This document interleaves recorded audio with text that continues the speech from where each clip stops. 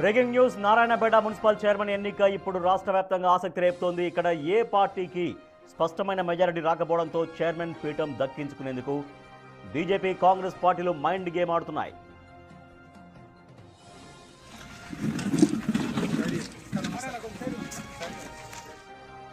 ప్రస్తుత సమీకరణాల ప్రకారం 11 వార్డులు గెలిచిన బీజేపీ స్వతంత్ర అభ్యర్థి జయశ్రీని చేర్చుకోవడంతో ఆ సంఖ్య 12కు చేరింది.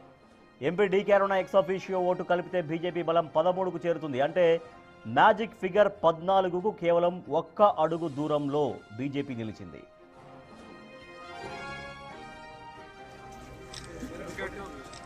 మరోవైపు అధికార కాంగ్రెస్ పార్టీ కూడా ఏమాత్రం తగ్గడం లేదు. తమకున్న 7 ఓట్లకు తోడు MIM 2, Forward Bloc 1, MLA Parnika Reddy ex officio ఓటుతో కలిపి 11 ఓట్లను కూడగట్టుకుంది. ఇప్పుడు బీఆర్ఎస్కు చెందిన 2 కౌన్సిలర్లు ఎటువైపు మొగ్గు చూపుతారు అనే దానిపైనే నారాయణపేట చైర్మన్ భవిష్యత్తు ఆధారపడి ఉంది.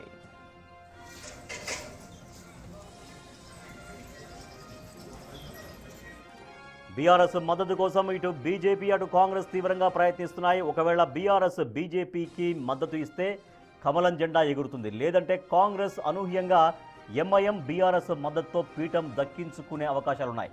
సో ఇప్పుడు ఏ పార్టీ దక్కించుకోబోతోంది అక్కడ చైర్మన్ పీఠాన్ని అనేది ఉత్కంఠగా మారింది. మరికొద్దిసేపట్లో ప్రారంభం కానున్న ఓటింగ్ ప్రక్రియలో ఈ ఫజిల్ వీడబోతోంది. సో బీఆర్ఎస్ కాంగ్రెస్ సపోర్ట్కి వెళ్తుందా లేదా బీఆర్ఎస్ వైఖరి ఏ రకంగా ఉండబోతోంది అనేది. బీఆర్ఎస్ వైఖరి చాలా ఇంపార్టెంట్గా మారింది. నారాయణపేట మున్సిపల్ ఎన్నికల్లో మేయర్ మున్సిపల్ చైర్మన్ పీఠం ఎవరికి దక్కాలి అనేది ఇప్పుడు బీఆర్ఎస్ ఇచ్చే సపోర్ట్ను బట్టే ఉంటుంది. బీఆర్ఎస్ బీజేపీకి సపోర్ట్ చేస్తుందా లేదా కాంగ్రెస్కు సపోర్ట్ చేస్తుందా అనేది చూడాలి. ఆ ఉత్కంఠ ఇంకా కొనసాగుతోంది.